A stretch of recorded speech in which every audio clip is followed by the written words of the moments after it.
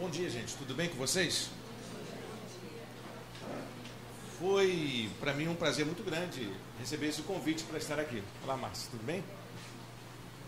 E algumas pessoas fazem parte da minha oração aqui, que estão nesse auditório, e também da minha admiração, que conversam comigo pelo Facebook, Fernando, Adriana, o Cláudio. O Cláudio me deve um café até hoje, mas vai ficar pela conta, né?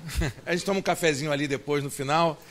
E da última vez que eu estive aqui, foi um prazer muito grande conhecer gente muito boa e estar mais de perto dessa igreja que a gente aprendeu a amar, né?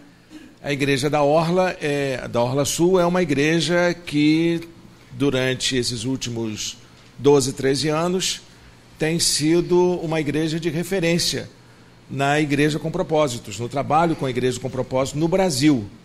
Foi aqui que tudo começou e quem está tendo sucesso hoje no trabalho com a Igreja com Propósitos começou a dar seus primeiros passos junto com a Igreja da Orla Sul.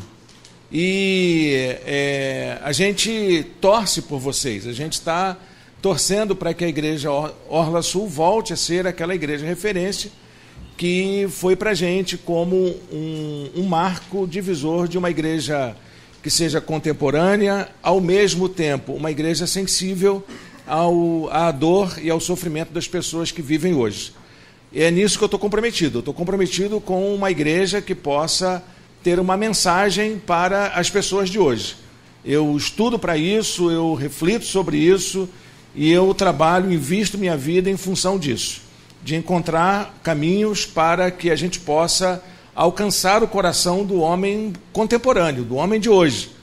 Davi, lá no livro de Atos, foi lembrado, isso 800 anos depois dele ter vivido, ele foi lembrado no livro de Atos como um homem que servia ao Senhor no seu tempo. E eu gostaria que a igreja da Orla fosse lembrada como uma igreja que soube servir ao Senhor em meio a tantas igrejas. Isso não quer dizer que os irmãos serão melhores ou piores do que os demais, mas marcarão a presença nesse tempo como uma igreja que soube servir ao Senhor para as pessoas dessa geração, dessa nossa geração.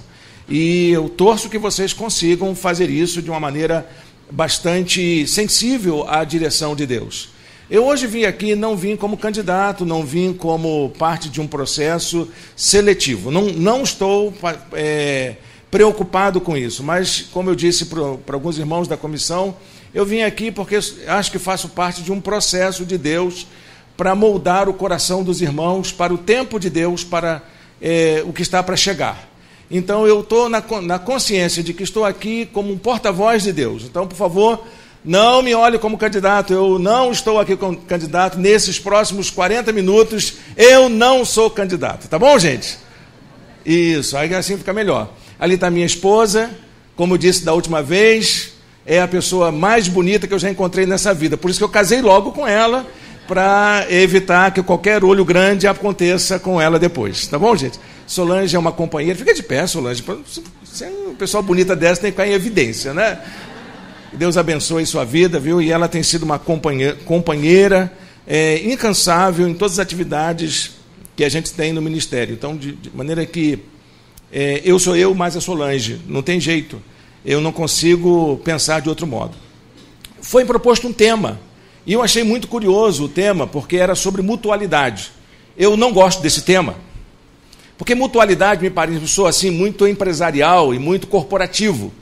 E nós não somos corporativistas e nem estamos dentro de uma luta de mercado. Mas eu pensei uma coisa que acho que vai ser interessante. Nós vamos entrar pelo caminho da alteridade, do relacionamento com o outro. Eu acho que isso tem mais a ver com a gente. No fim das contas, é tudo mutualidade, né? Porque mutualidade é a capacidade de você ter uma vida mútua com o outro. E para você ter um grau de equivalência em que uma coisa equivale à outra, você tem que descobrir o outro. E na medida que você descobre o outro, você também se descobre. E é disso que vamos falar hoje. Então, no fim das contas, é tudo mutualidade e é disso que vamos falar hoje. Passa lá, por favor, o slide. Nós vamos falar sobre relacionamentos e como que a gente pode restaurar nossas relações no tempo de hoje. Eu parto do seguinte pressuposto com vocês. O ser humano é um ser que vive uma relação. Você só é o que é a partir da relação. Você não tem condições de ser aquilo que você imagina ser se não puder se relacionar com alguém. Tudo que você constrói na medida dessa relação.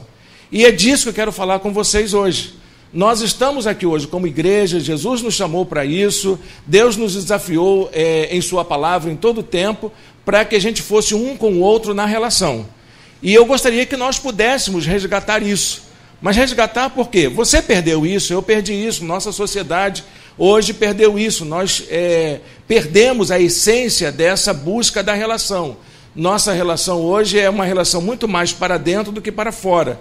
E nós vamos descobrir hoje como nós podemos fazer isso.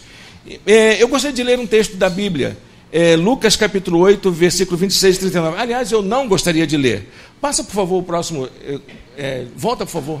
Isso, esse endereço aí. Guarda na sua Bíblia, anota direitinho, porque nós vamos fazer aqui uma coisa que eu gosto de fazer muito na minha igreja. Tem certos textos da Bíblia que já foram dramatizados no cinema. Então a gente costuma brincar da seguinte maneira: então nós não vamos ler a Bíblia, nós vamos ver a Bíblia. Aí eu vou passar um videozinho para vocês que vai acontecer ali. A representação não é da melhor qualidade, mas é um filme interessante, faz parte daquele filme Jesus, que a Cruzada Internacional de Evangelização de Estudantes, como é que chama aquela? Hoje é Alfa e Ômega, né? Ela produziu o filme e hoje é considerado o filme mais visto no mundo. Os atores não são excelentes, mas a representação é fiel ao texto bíblico. Então nós vamos ver esse vídeo agora no instante, tá bom?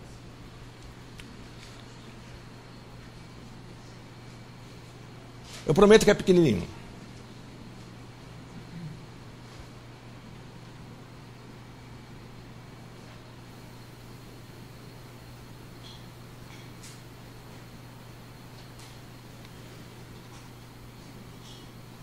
Estou atrapalhando alguém?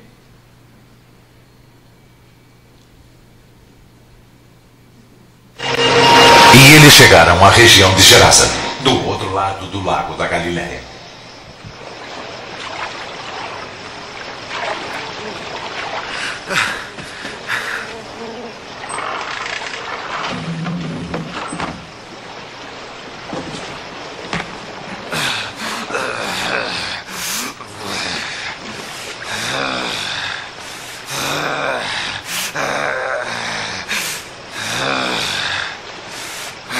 Jesus, Filho do Altíssimo Deus, o que o Senhor quer de mim? Eu imploro, não me castigue. Como é o seu nome?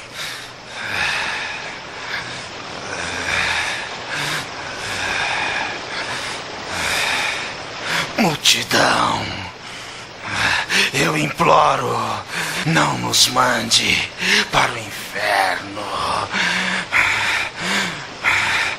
Mande-nos entrar nos porcos que estão ali.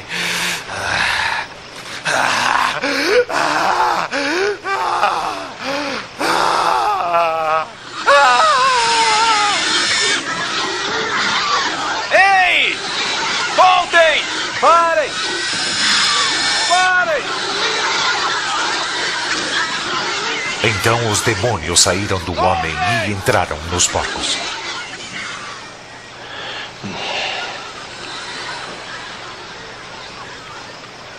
Vá embora daqui! Seu feiticeiro! Deixe-nos! Vá embora desse lugar! Saia daqui! Vá embora, feiticeiro! Eu seguirei para onde for. Deixe que eu o acompanhe, Senhor. Volte para casa e conte o que Deus fez por você. É isso. Essa história é uma história bastante curiosa, porque ela acontece nos evangelhos sinóticos de uma maneira bastante objetiva. O que o narrador dos evangelhos quer é mostrar que Jesus está entrando numa nova esfera de contato com pessoas. E ali, aquela região que é chamada região de Gadara, não é uma região dominada pela cultura palestina, mas sim pela cultura helênica. E parece que o que está à mostra ali é uma nova dimensão cultural, uma nova proposta para poder se pensar na relação humana. E o que está ali diante de Jesus é um ser humano diferente, uma pessoa. Muitas vezes nós encaramos os nossos problemas como se fossem coisas difíceis da gente lidar. Como os discípulos estavam lidando no barco. Eu fico imaginando os discípulos remando na direção da margem. O cineasta não captou essa ideia, mas eu fico imaginando os camaradas, coitados, remando o barco na direção da margem, e olha ali na margem um sujeito maluco, não é? Descabelado, seminu, sujo, imundo, e correndo para cima de você. O que você faria? Esses dias passamos recentemente ali pela Avenida Brasil, na entrada da Ilha do Governador, para desviar do caminho. E avisei a minha esposa, vamos passar pela Cracolândia. E nós vimos um espetáculo horrível. Acho que é mais ou menos isso que os discípulos fizeram. Eu, se estivesse no lugar dos discípulos, começaria imediatamente a remar ao contrário. Mas Jesus, ele aceitou o desafio e foi ao encontro da pessoa. E quando ele se depara com essa pessoa, então um processo de mudança, de transformação, começa a acontecer naquela pessoa que estava ali, completamente desfigurada, completamente fora dos padrões da nossa cultura. Se era um demoniado, não me interessa. Se era uma pessoa possuída, não me interessa. Como é que era, quais eram os modelos que ela tinha, não interessa. O que importa é que Jesus estava ali diante de uma pessoa diferente, de uma cultura diferente, de costumes diferentes, e que poderia se parecer tranquilamente com qualquer tipo de endemoniado que a gente encontre hoje pelo caminho. Eu me lembro de uma vez, quando estava na igreja, logo que me converti, aí entrou um bêbado na igreja.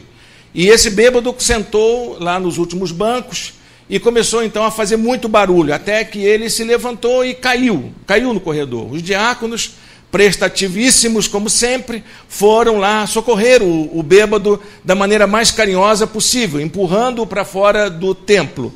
E aconteceu que o pastor lá na frente mandou parar aquilo. Não, trata ele direitinho. Quem está aí é a imagem e semelhança de Deus.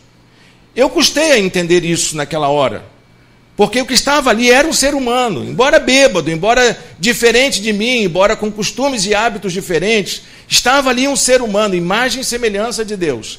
O grande problema é que a gente perdeu essa noção, e é exatamente esse o sentido da quebra da relação. A história de Jesus com o endemoniado gadareno é a história de Jesus querendo restaurar as nossas relações. Por isso, voltando ao esboço, completa lá, por favor. A cura do endemoniado gadareno nos lembra do quanto Jesus está interessado em restaurar as relações que constituem a nossa humanização. Jesus não quer fazer de você uma pessoa diferente. Jesus não quer fazer de você um cara esquisito. Não quer fazer de você um cara fora do seu tempo. Mas ele quer restaurar o quanto de humano existe em você. É isso que Jesus quer fazer de você. Ele não quer fazer de você um religioso.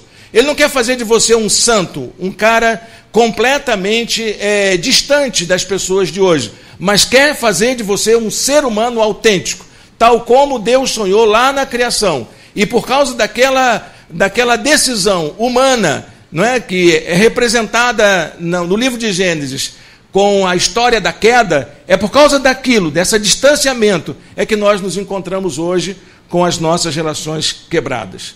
Esse é o drama humano.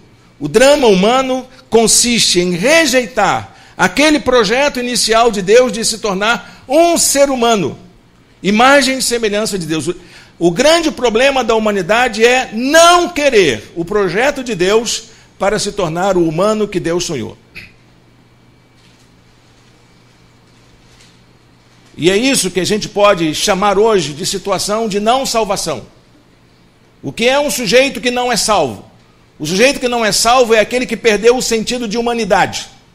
É o sujeito que perdeu todo o senso de humanização. Então preste atenção, se há alguma coisa dentro de você em que você olha e dá aquele sinal de inconformação, de não satisfação, de completa rejeição das situações de injustiça, desigualdade e qualquer ato de maldade que possa existir no mundo, isso é um sinal de que alguma coisa em você precisa ser resgatada. Embora você viva distante de Deus, embora você viva até mesmo longe desses ideais de Deus, ou nessas situações de não salvação, mas essas são evidências de que alguma coisa ainda pode ser resgatada. Foi isso que Jesus veio fazer conosco. Passando mais um slide, o que nós queremos falar, então, é que Jesus veio nos libertar de toda sorte de opressão, e a situação de endemoniados, de qualquer outro tipo de manifestação demoníaca que possa, a nossa cultura contemporânea, evangélica, esse quadro neopentecostal que nós vivemos hoje, isso não tem nada a ver com a nossa situação real. Todos nós, de alguma forma, estamos dominados por algum tipo de opressão e que acaba se transformando na nossa sociedade com os quadros de nossa desigualdade, de nossas injustiças, que é o retrato da maldade que nós vivemos hoje. A Bíblia diz em João, capítulo 8, versículo 36, que Jesus veio libertar e salvar tudo o que havia sido perdido. Portanto, se o Filho os libertar, vocês de fato serão livres. Esse texto indica para a gente que a única forma adequada, correta, segura, de você vencer toda sorte de quebra de relação que você possa estar vivendo, que a humanidade esteja vivendo hoje, só vai encontrar sentido realmente na pessoa de Jesus. O conceito de salvação que eu quero que você carregue para casa hoje e carregue para a sua vida é que salvação é a restauração das relações rompidas do pecado. Há muitas pessoas que perguntam, mas eu sou salvo de quê? Salvo para quê? De que Jesus está me salvando? Não é da condenação eterna, não é do inferno ardente, mas desse inferno humano que nós estamos vivendo hoje, que é resultado da quebra de nossas relações para a qual nós fomos constituídos a viver. Então, se a situação de não salvação, se a origem da maldade está na quebra das relações, a salvação está na restauração das relações. É isso que o Senhor quer fazer com você. Ele quer restaurar relações que constituem a sua condição humana. Qualquer situação que quebre essa relação para a qual Deus constituiu você, é que a gente vai chamar de pecado. Pecado não é uma coisa ruim que você faça ou alguma coisa má que você pratique, mas são as razões pelas quais você está rompendo com determinadas relações. O que faz com que você se afaste de determinadas relações que fazem de você um ser humano melhor? É isso que é pecado. O pecado é, na verdade, toda e qualquer ação ou inclinação que você tenha que faça com que você deixe de ser o ser humano para o qual Deus te criou. Não se preocupe, até você se tornar um religioso, aquele religioso que vive numa clausura, isso também é pecado, porque quebra a sua relação humana, deixa de transformar você num ser humano para se transformar num tipo angelical, interplanetário, esquisito que vive na sociedade de hoje. Qualquer coisa que faça você, seja uma religião, seja até mesmo atitudes que você acha que são culturais, que são modernas, que são conectadas, descoladas, tudo isso acaba se constituindo esse quadro que nós chamamos de pecado. Salvação é, portanto, a restauração dessas relações. O sentido de estar perdido, você estar perdido, é o fato de que você perdeu de si mesmo. Você acaba se desorientando, se afastando daquilo para o qual Deus criou. Por isso que Jesus é o Salvador. Ele é Salvador porque ele, na sua relação com as pessoas, ele viveu intensamente essas relações para o qual nós fomos constituídos. É por isso que a Bíblia diz que ele é o ser humano. Não é Roberto Carlos, viu, gente? Roberto Carlos canta, eu sou o cara, não é? Eu sou o cara. Não, o cara é Jesus. Ele que viveu intensamente essa condição humana. Sabe o cara que fica pensando em você, que sofre por você? Esse cara não existe a não ser a pessoa de Jesus, porque foi o único que viveu intensamente essas relações. Viveu tão intensamente que acabou sendo rejeitado por causa das suas relações.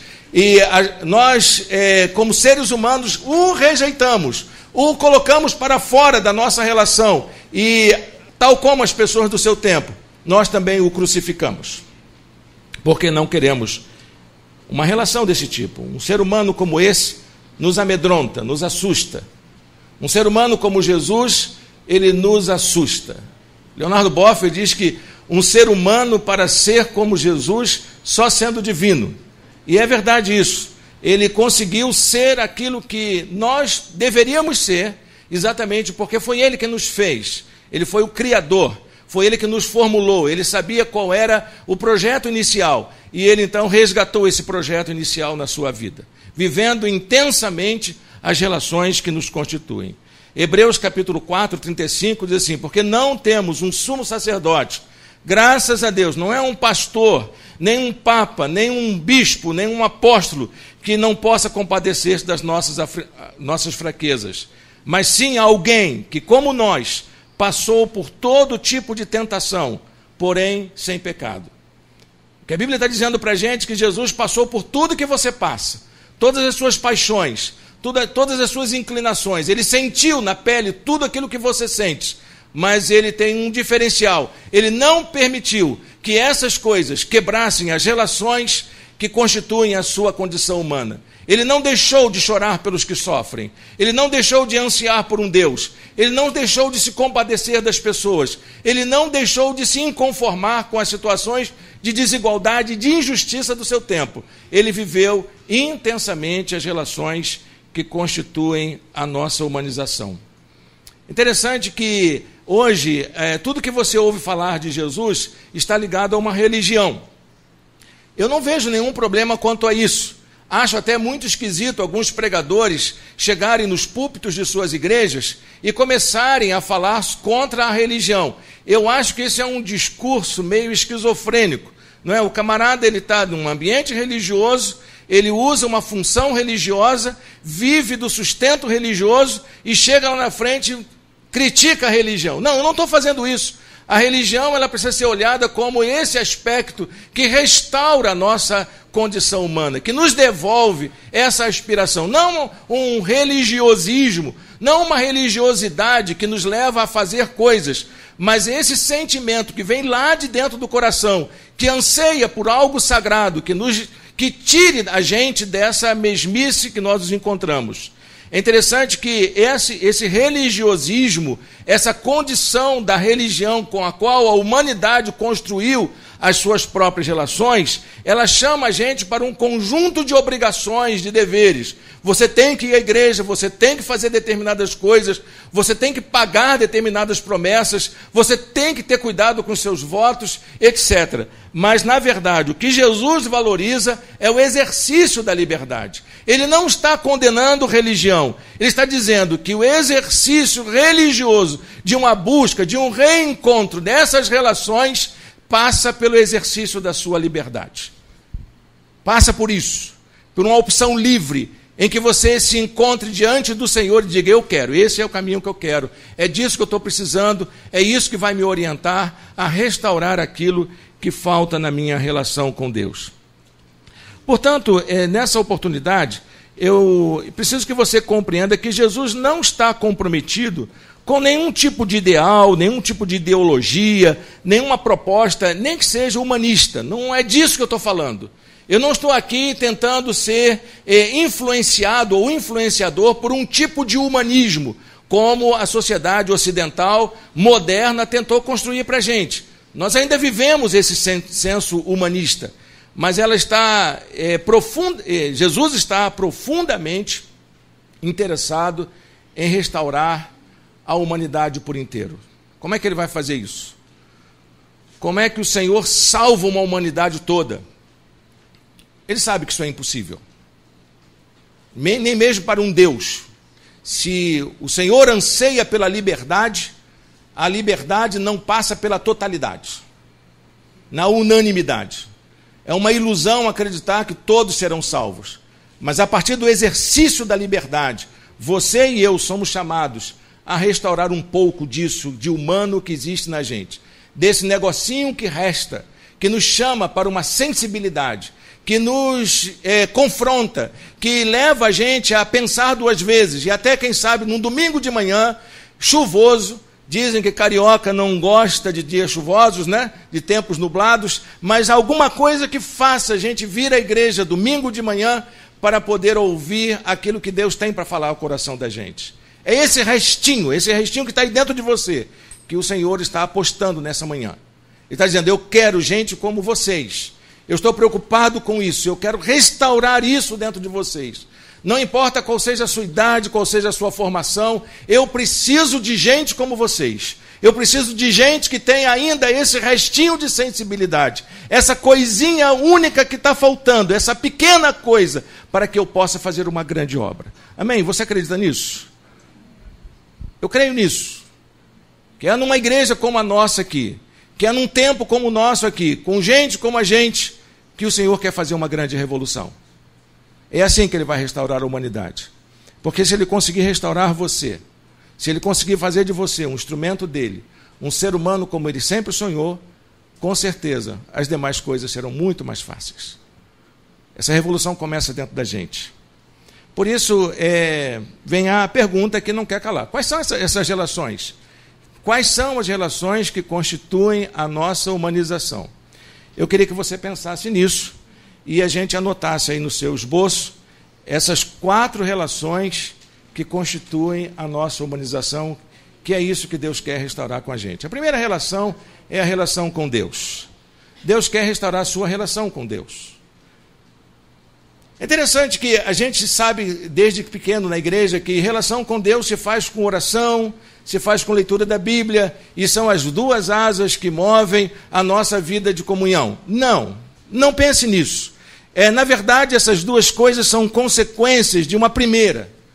A coisa que mais chama a atenção na relação com Deus não é o fato dele ter deixado um livro ou deixado um canal de comunicação para você. Não foi isso. O que mais chama a atenção de Deus é a capacidade de Deus amar gente como a gente. Se você olhar para você mesmo, a maneira como você conduz a sua vida, a maneira como você controla os seus negócios e se relaciona com as pessoas, você vai ver que dentro da sua conduta não existe nada que seja muito amável. E é interessante que é para gente que não é amável que o Senhor resolveu amar. Se há alguma coisa que mais chama a atenção da gente, é quando alguém olha para os seus olhos assim, com aquele olhar assim, fatal, né? Aquele olhar penetrante, aqueles olhos cor de mel, e diz assim: eu te amo. Já reparou isso? Solange um dia falou isso para mim. Eu saí do sério. Ele disse: não pode. Não é dessa maneira. Não é assim que funciona. Ninguém ama o outro assim de graça. O que está acontecendo? A informação de que alguém nos ama nos desconcerta, nos desaloja, faz com que a gente saia do sério e devolve a gente para a nossa condição, que a gente se pergunta: mas o que eu tenho dentro de mim para ser amado por uma pessoa como essa? O que é que você tem dentro de você para que o seu cônjuge te ame, para que seus filhos te amem e não abra mão de você? O amor é uma atitude que nos leva de volta para a nossa condição inicial e que nos chama de volta àquilo que nós somos. Se há uma informação que mexe com a cabeça da gente, é saber que tem uma pessoa, como a pessoa de Deus, criadora, parece que vive num mundo tão distante, e essa pessoa chega até nós, na nossa condição pessoal, na nossa individualidade, e identifica a gente como sujeitos e diz: eu te amo. Olha, eu tenho certeza que se alguém dissesse para você com esse mesmo sentimento, você jamais poderia continuar vivendo do mesmo jeito. É isso que é o amor de Deus. O apóstolo Paulo diz que o amor de Cristo nos constrange. Não é que a gente fique avexado, abichornado, macambuzo, surumbático. Não, claro que não. O amor de Cristo nos constrange porque ele nos devolve a uma caminhada. Ele tira a gente dessa condição ilusória, equivocada que nos encontramos dentro das nossas relações e coloca a gente de volta àquela condição inicial que nós vivíamos, criados à imagem e semelhança de Deus. É como se você pudesse olhar-se no espelho e dizer: puxa, eu fui criado assim, olha como é que eu estou. Como é que eu vou me vestir para encontrar com esse ser que me ama? Com esse sujeito, esse outro que me ama do jeito que eu sou e que me quer e que é capaz de se reduzir, se esvaziar, descer a minha condição, viver a minha vida, comer da minha comida, andar nas minhas ruas, viver com as pessoas com quem eu me relaciono e ainda assim continuar dizendo: eu te amo, eu te amo. Não há informação mais constrangedora do que essa. Você não poderá continuar vivendo do mesmo jeito. Isso exige uma abertura para receber esse presentaço que ele está te dando. O amor dele. Não é para qualquer um, não. Olha, um cara como Deus, para te amar, ou você tem que ser muito bom, ou esse Deus tem que ser muito doido. Por isso que o amor dele é louco. É um louco amor. Não dá para entender. Vamos explicar por que Deus nos ama. Não sei por que Deus nos ama. Eu sei que ele ama, só isso, e isso basta. Quais as razões que eles encontraram na gente para amar? Nenhuma. Ele disse isso para aquele povo chamado Israel lá no passado. Olha aqui, não foi porque vocês são bonzinhos, não. Não foi porque eu achei virtude em vocês. Não foi porque encontrei qualidades melhores do que em outros povos. Mas eu escolhi vocês porque eu os amo. Ponto final. Por que ele nos ama? Porque não tem outro jeito. Em Deus não há outra condição a não ser nos amar. Olha aqui, meu querido, você pode pecar, pode fazer o que for, andar distante de Deus, ele ainda assim vai continuar te amando.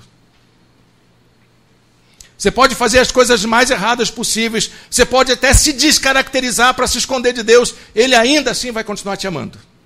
Você pode até romper com todas as relações que você possa existir com ele. Eu quero apagar Deus do meu caderninho. Eu vou riscar com todas as cruzes que eu possa usar o nome de Deus no meu caderno. Ele assim continua te amando. Ele me ama. Deus me ama.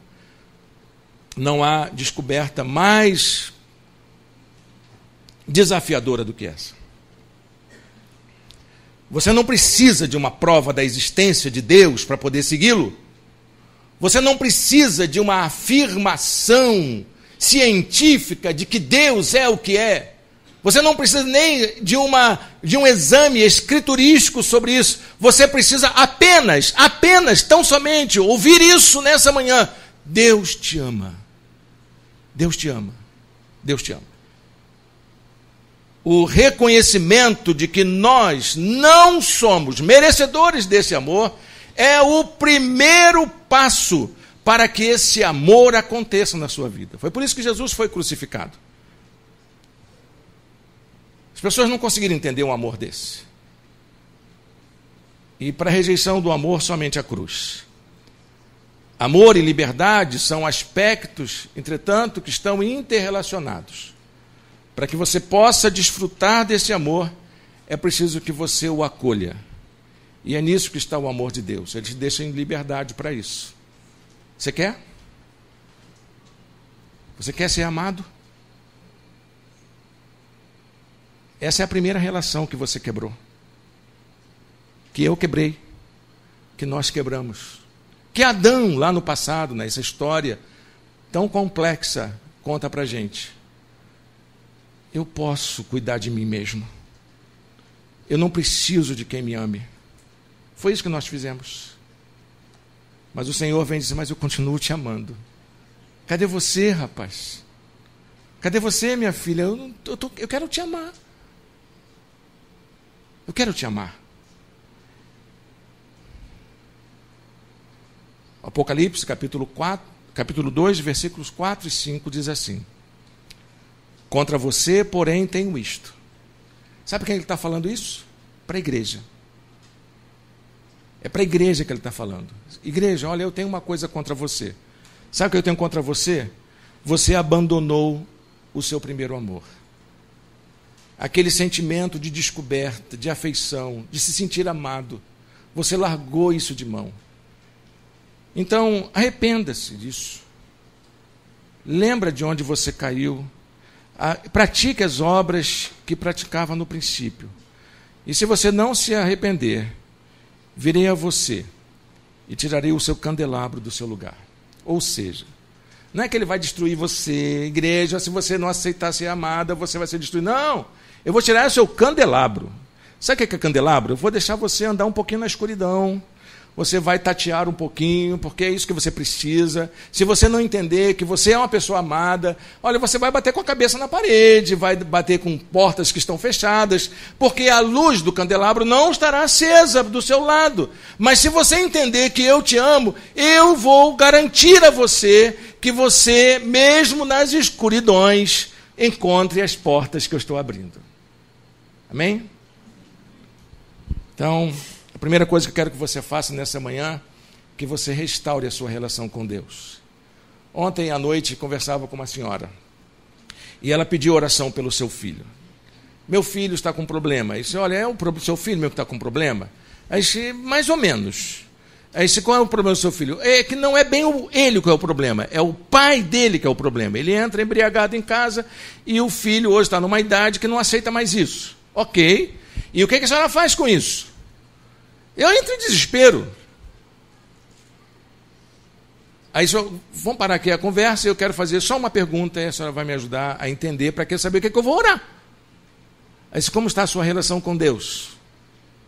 Então, ela foi lá para a religião. Estou em falta. Não tenho ido à igreja muitas vezes, não tenho entregue o meu dízimo, não tenho feito minhas orações. Ok. Mas eu não perguntei como é que está a sua relação com a igreja. Eu perguntei como é que está a sua relação com Deus. Como está a sua relação com Deus? Você se sente amado por Ele agora? Você é capaz de olhar para você mesmo e dizer, eu estou aqui, Senhor, desnudado na Tua presença. Ou você quer dar uma de Adão? Estou aqui, Senhor, e uma tanguinha de folha na frente de alguma coisa que você acha vergonhosa na tua história.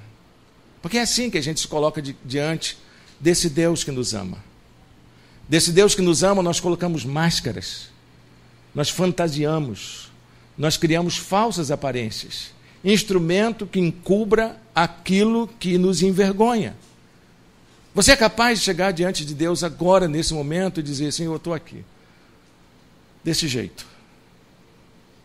E é esse sujeito que está aqui, transparente, sem máscaras, que precisa ser amado pelo Senhor. A segunda relação é a relação com o outro. Completa aí a sua informação, a lacuna que está aí para você. Nós somos chamados para viver essa liberdade de forma criativa. E a maneira como Deus faz com que eu exerça a criatividade na liberdade é o outro. Já reparou isso? A pessoa que está do seu lado é um desafio para você. Você aceitar a pessoa que está do seu lado do jeito que ela é o grande desafio.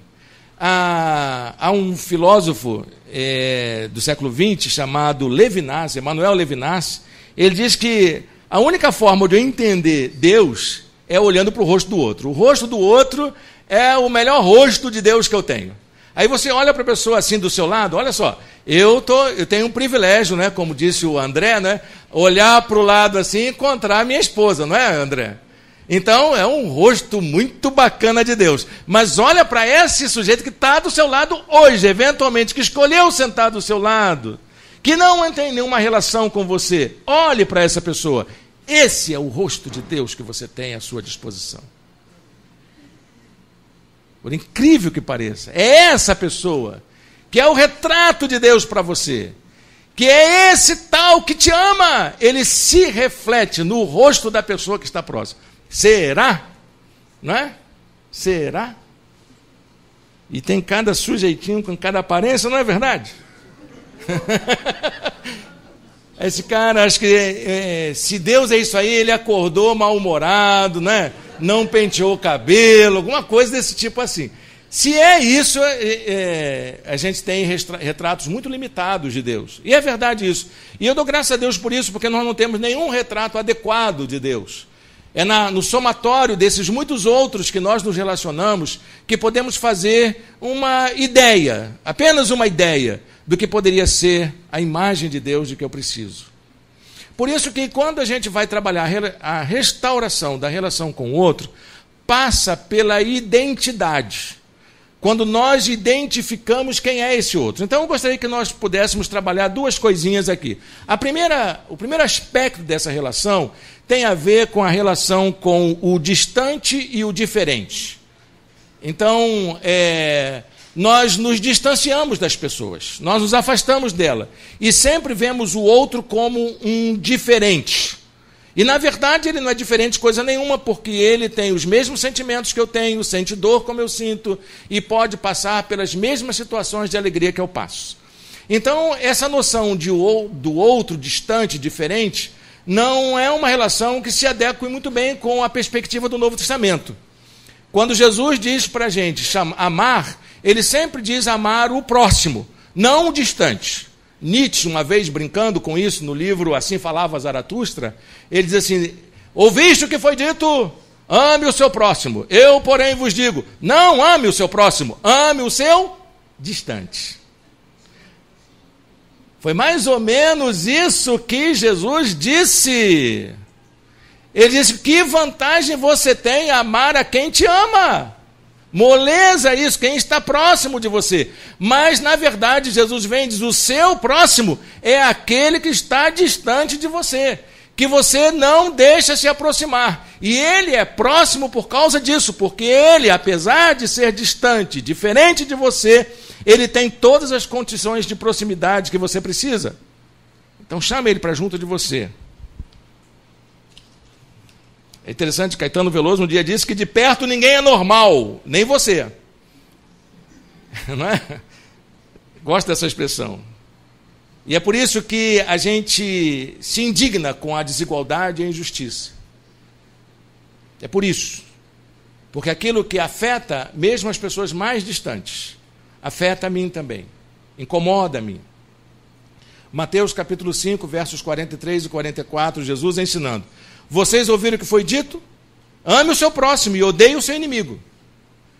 Mas eu lhes digo, amem os seus inimigos e orem por aqueles que os perseguem.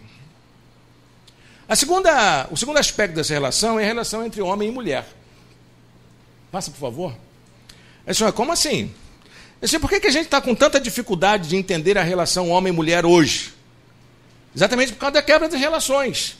Quando Deus pensou numa relação entre ajuda, entre pessoas, ele imaginou duas pessoas completamente distintas uma das outras, mas que não conseguem viver separadas.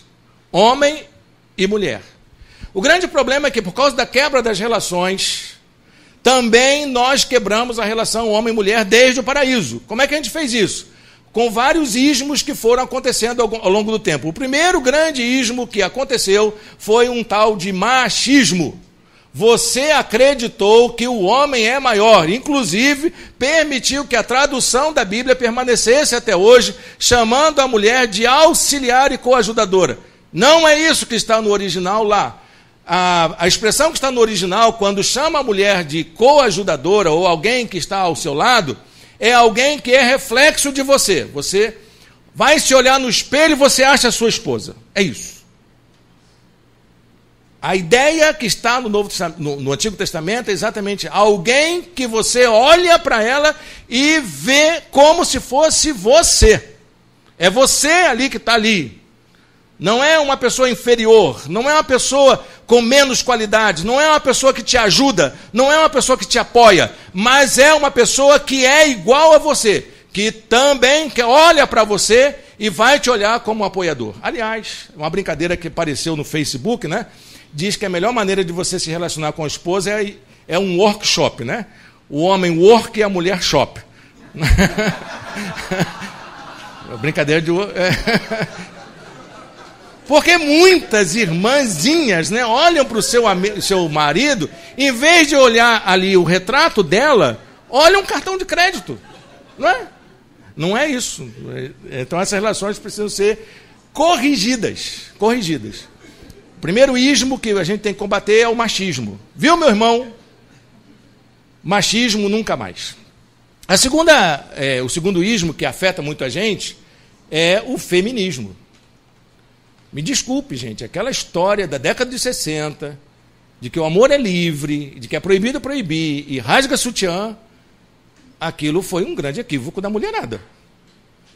Porque se você tem um problema chamado machismo, um problema maior é você ir para o outro extremo, chamado feminismo.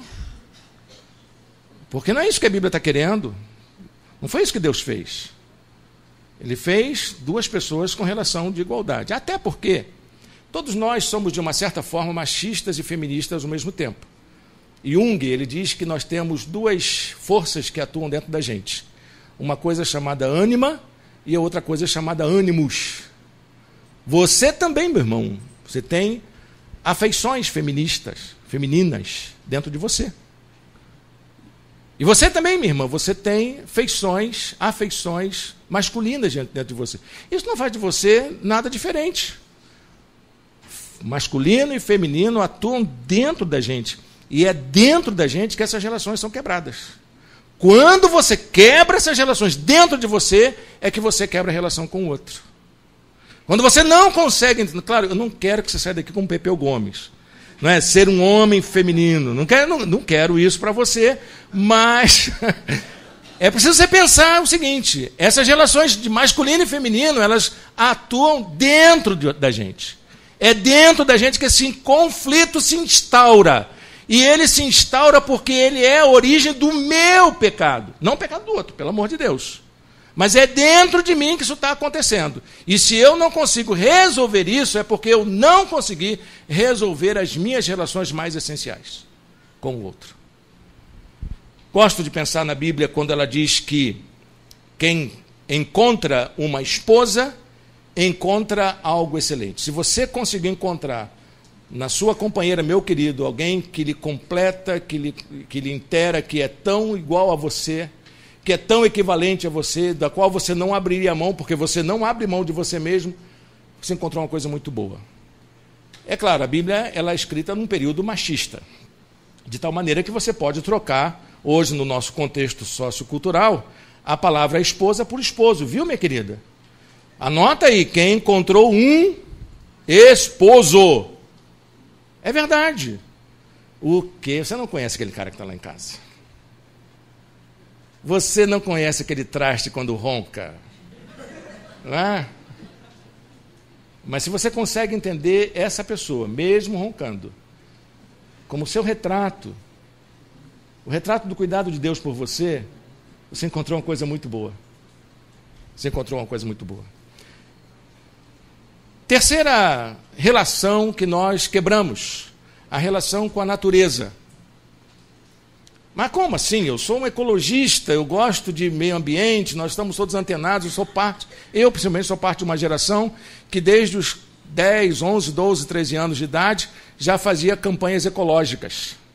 Eu me lembro, eu era garoto, 13 anos, a minha turminha de quinta série subiu a serra lá de Nova Iguaçu, aquele penhasco, tudo abandonado. Fomos todo mundo lá com uma muda de árvore na mão e o corpo de bombeiros ia fazendo buraco na terra e a gente com toda alegria colocando árvore dentro do buraco. Eu cumpri meu papel de restaurador da natureza. Não é disso que eu estou falando. Eu não estou querendo ser um ecochato aqui para você. Eu não estou querendo fazer campanhas ecológicas de preservação da perereca verde que vive lá no canteiro de obras de Itaguaí, né? Eu achei tão interessante aquela história.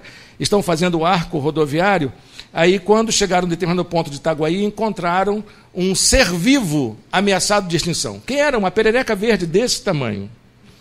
Eu achei muito interessante, porque eles foram capazes de parar a obra durante meses para poder estudar o movimento de ir e vir da perereca. E então criaram um viaduto em homenagem à perereca. Mas, meu Deus do céu!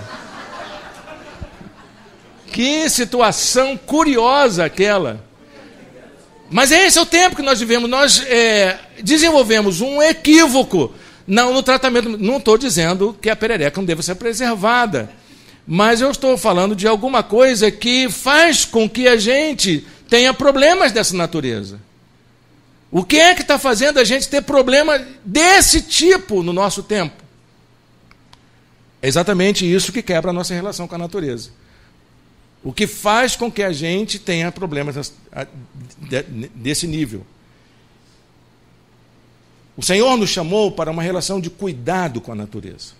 Aliás, o livro de Gênesis tem duas narrativas sobre a relação do homem com a criação.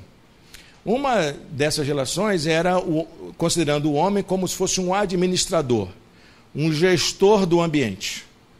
Alguém que vai ter domínio sobre ele, poder sobre ele. Esse a gente gosta. Porque a sociedade moderna ocidental ensinou a gente a ter controle sobre a natureza. Nós somos capazes de controlar a força da natureza. Nós somos seres racionais que somos capazes de, com a nossa força da inteligência, dominar os grandes ímpetos da natureza. Por isso que tem gente que mora nas encostas e quando vem a força da natureza e leva as suas habitações, a gente acha que é uma tragédia. Esse é um equívoco. Não é de hoje, é de muito tempo. A gente achar que a gente tem domínio sobre a natureza. É uma narrativa bíblica, está lá no passado. Mas a segunda narrativa bíblica já é uma narrativa de maior relação, de uma relação diferenciada com o meio ambiente. Como que é essa relação? Essa relação de contemplação, de admiração, de complementaridade. Como se eu fosse parte dela. De tal maneira, e aí os ecologistas lá do arco rodoviário estão corretos, de maneira que se eu mexer naquela perereca verde, vai mexer comigo. Mexeu com perereca, mexeu comigo. Entendeu? Mas essa é a perspectiva de Adão, lá naquela época, que entendia que ele, como criatura, é parte de um projeto maior. É parte de uma realidade maior. De tal maneira que se eu quebrar isso, eu estou quebrando a mim. E nós dificilmente falamos disso na igreja. Você já reparou que não tem ecologista cristão? Ecologista cristão mesmo, né? Aquele camarada comprometido com o evangelho.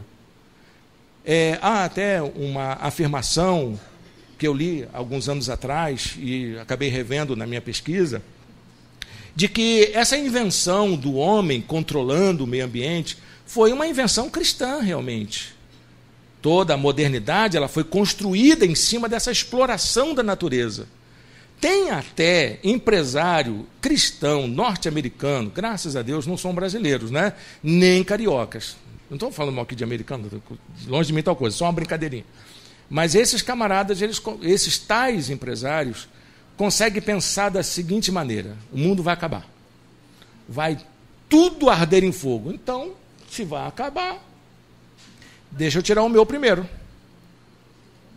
Essa perspectiva fatalista de que um amanhã não pode ser pensado. Porque o nosso amanhã está jogado lá para a eternidade. A gente não imagina que o que você faz hoje pode colher amanhã. Isso é lei da natureza. O que você plantar, você vai colher. Porque tudo é parte de um processo. Nós não somos seres estanques, nós não estamos aqui para dominar a natureza, não. Você está aqui porque você é parte dela. E é isso que dá sentido à natureza.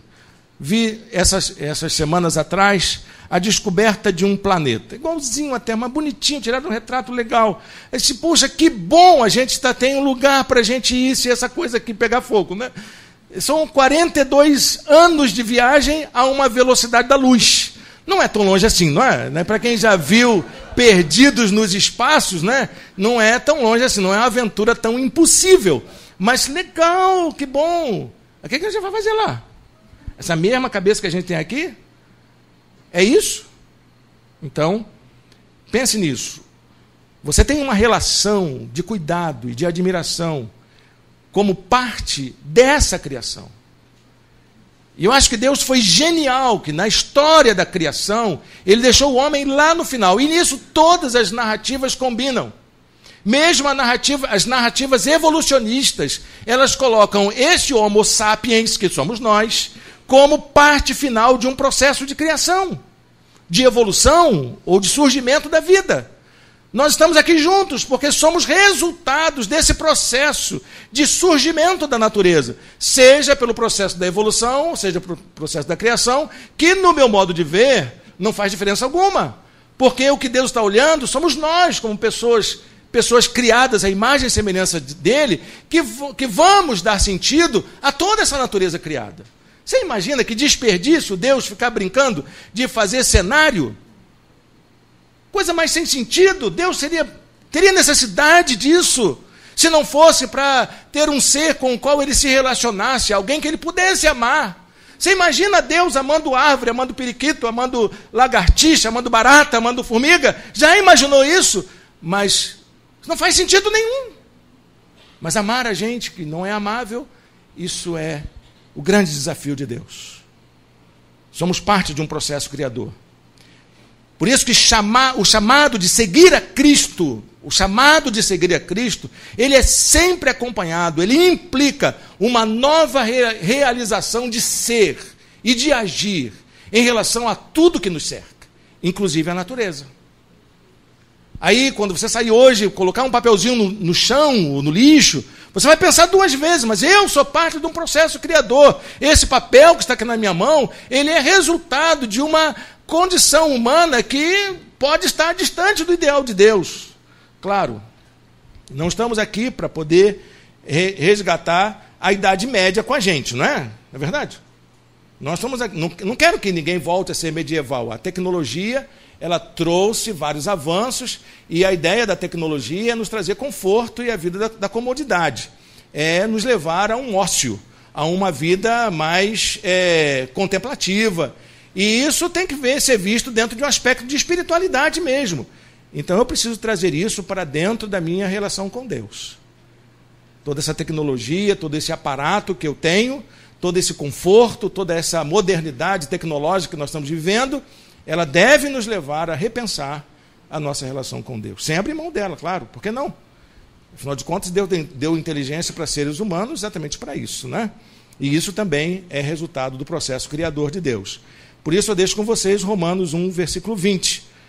Pois desde a criação do mundo, os atributos invisíveis de Deus, seu eterno poder, a sua natureza divina, têm sido vistos claramente, sendo compreendidos por meio das coisas criadas, de forma que tais homens são indesculpáveis. Se você não entender isso, que essa relação sua com a natureza é parte de um processo criador de Deus, que você é tão parte da salvação como qualquer outro ser criado, então você é indesculpável. A Bíblia diz que a natureza geme, espera a manifestação dos filhos de Deus. Porque, quer queiramos ou não, a natureza sofre com a gente por causa do nosso pecado, ou seja, a quebra das nossas relações. E nós quebramos a relação com a natureza. E a natureza está sofrendo disso. A salvação sua é salvação da natureza. Quer ser um ecologista consciente? Entregue sua vida para o Senhor. Restaure a sua relação. E você vai ver o quanto Deus tem de bom para fazer na sua vida. E, por último, a última relação que nós quebramos é a relação conosco. Eu fiz uma redundância aí para poder ocupar a frase, né? Consigo mesmo. Bom, não tem um consigo outro, né? Mas é o consigo mesmo. Quem é você? Você sabe quem é?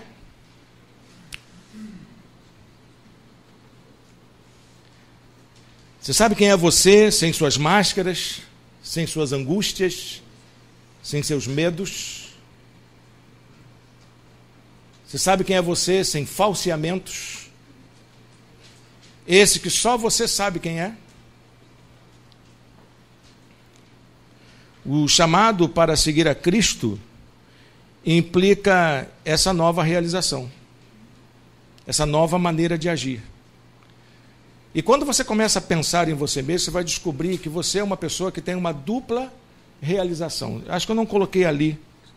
A primeira relação que você tem é a sua capacidade de interiorizar. É isso que faz de você um ser humano.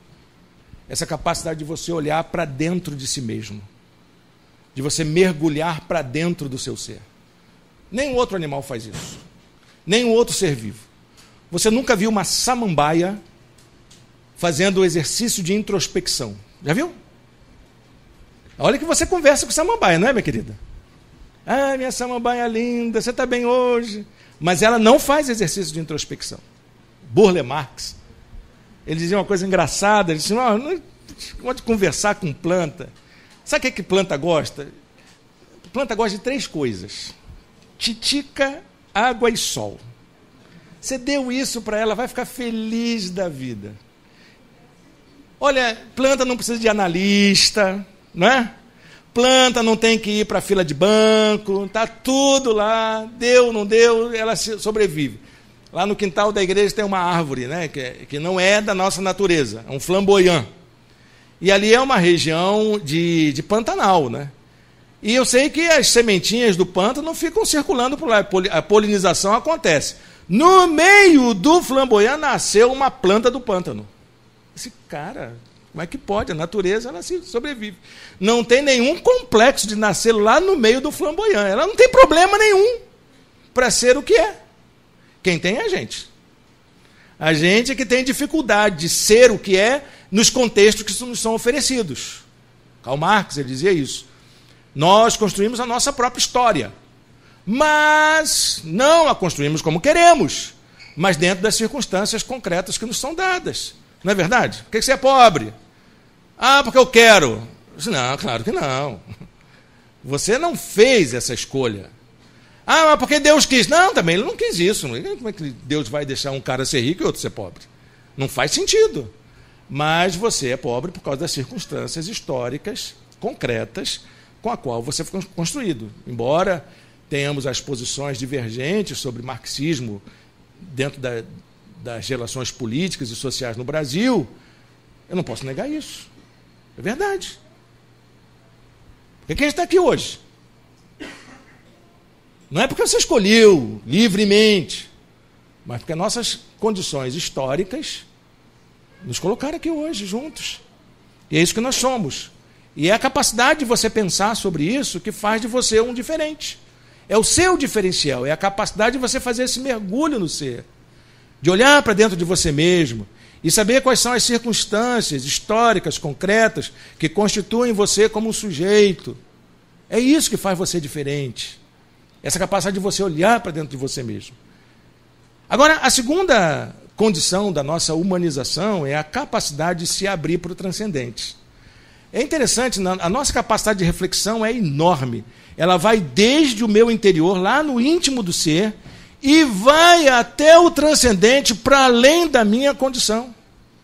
Eu sempre imagino que há algo além de mim, que há uma vida após a morte, que há um sujeito que me conduz, que há uma verdade eterna, que há princípios com os quais eu preciso procurar. Eu sempre acredito que a minha felicidade está além de mim mesmo, e por isso que eu busco, seja jogando numa loteria e ganhar 32 milhões, como aconteceu o cara de ontem, ou seja, a gente ir a uma igreja e pedir ao Senhor misericórdia. Nós nos abrimos para o que está além da gente. Nós nos abrimos para isso. E é isso que eu preciso descobrir, para que eu faça isso de uma maneira humana e inteligente. Porque é isso que eu sou. Deus me dotou com essa capacidade de discernimento, de tanto entender a minha condição interna, íntima, pessoal, quanto a condição de Deus como um ser transcendente. Foi por isso que ele se revelou, para que ele pudesse se mostrar para a gente como a gente, mostrar que ele é possível ser acessado. Por isso que Jesus disse, quem vê a mim, vê o Pai. Quem vê a mim, vê o Pai. O ser humano, nessa circunstância de capacidade de mergulho no ser e de um salto para o transcendente, ele se descobre como pessoa. É nisso que nós somos, nos constituímos. Isso quer dizer que eu sou chamado a ser eu mesmo nessas relações. Não para ser um outro, mas para ser eu mesmo. Por isso, guarde lá o versículo de Provérbios 4, 23. Sobre tudo que você deve guardar. Como é que diz lá? Guarde o seu coração, pois dele depende toda a sua vida. A conclusão dessa palavra dessa manhã é a seguinte: fomos chamados para sermos agentes de Deus no mundo. Como disse o Ariovaldo, numa palavra dele, numa conversa de encontro de missão, eu sou o outdoor de Deus para o mundo. Eu sou chamado para ser um com Ele nessa relação. Deus não chamou ninguém para ser esquisito, para ser alienado, para ser distante. Chamou para a gente ser humano. O Salmo capítulo 8, versos 3 e 6, tem uma pergunta que o salmista faz, que eu quero que você pense em você e que você faça essa pergunta para você mesmo. Quando contemplo os teus céus, obra dos seus dedos, a lua e as estrelas que ali firmaste, pergunto: que é o homem para que com ele te importes? E o filho do homem para que com ele te preocupes? Tu o fizeste um pouco menor do que os seres celestiais e o coroaste de glória e de honra. É você. Você sai daqui e pergunta: quem sou eu para Deus se importar tanto comigo assim? Será que Deus tem um projeto de vida para mim? Olha, pelo amor de Deus, não é? Será que Deus quer que eu case ou compre uma bicicleta? Não faça essa pergunta. Pergunte a você: será que Deus tem um projeto para mim de vida que vá além daquelas coisas mais circunstanciais que eu tenho? Será que Deus tem um projeto maior para a minha vida? E você vai encontrar a partir do salmista: é isso. O Senhor coroou você de tanta glória, de tanta bênção, de amor, de compaixão, para que você pudesse ser um instrumento dele. Amém? Abaixe sua cabeça, feche seus olhos. Vamos orar ao Senhor. Desculpe passar da hora, viu, Leonardo? Mas passei alguns 15 minutos aqui. Mas eu gostaria que você guardasse isso no seu coração. Se eu nunca mais voltar aqui, você vai se lembrar disso. Deus não quer que você continue do mesmo jeito. É um princípio que eu tenho trabalhado muito na minha vida pessoal, nos estudos que eu tenho feito. Se você quer o melhor de Deus para você, se você quer a bênção de Deus para a sua vida, tem um princípio. Não dá para o melhor de Deus para a sua vida acontecer em você se você permanecer do jeito que está. Você tem que fazer alguns ajustes, e isso é você. É restaurar essas relações que você tem que restaurar. A começar da sua relação com Deus e concluindo lá na relação com você mesmo. Feche seus olhos e fale com Deus. Eu vou orar pessoalmente, aqui, de voz alta, mas você, na sua individualidade, vai falar com Deus na sua intimidade. Sobre aquilo que você acha que deve ser falado, sem nenhuma transparência. E assumir um compromisso com Ele, de que o projeto dele para você é alguma coisa possível de acontecer na sua vida a partir de hoje. Senhor Deus e Pai, muito obrigado por essa manhã aqui com nossos queridos irmãos da Orla Sul. Nós nos comprometemos aqui juntos de que queremos o melhor do Senhor para a nossa vida. Queremos Tuas bênçãos sobre nós. Queremos que o Teu projeto de ser humano, que o Senhor um dia sonhou lá na criação, e que o Senhor um dia resgatou na pessoa do Teu Filho Jesus, aconteça na nossa vida hoje. Que nós sejamos, ó Deus, as pessoas que o Senhor sonha, que os Teus sonhos para a pessoa aconteçam na nossa vida. Por favor, Senhor. Se há alguma coisa que impede, ó Pai, se há algo que nos impede dessa relação se concretizar, por favor, ó Deus, nos ajuda a superar. Ajuda a gente a fazer os ajustes necessários para que as nossas relações sejam restabelecidas. Quem sabe são problemas lá na família de cada um. Quem sabe são problemas de amizades, mágoas, angústias, ressentimentos. Ó Deus, isso não é nada para o Senhor. Por isso eu te peço que o Senhor restaure o nosso coração, restaure o amor, ó Pai, na nossa vida, e nos ajuda, ó Deus, a caminhar daqui por diante. Te oramos em nome de Jesus. Amém. Obrigado, pastor. Hoje nós tivemos a oportunidade de sermos desafiados a consultarmos nossas vidas e verificarmos se há níveis de relacionamento que precisam ser reparados, que precisam ser amendados. Talvez você sinta que precisa de ajuda nisso. O cartão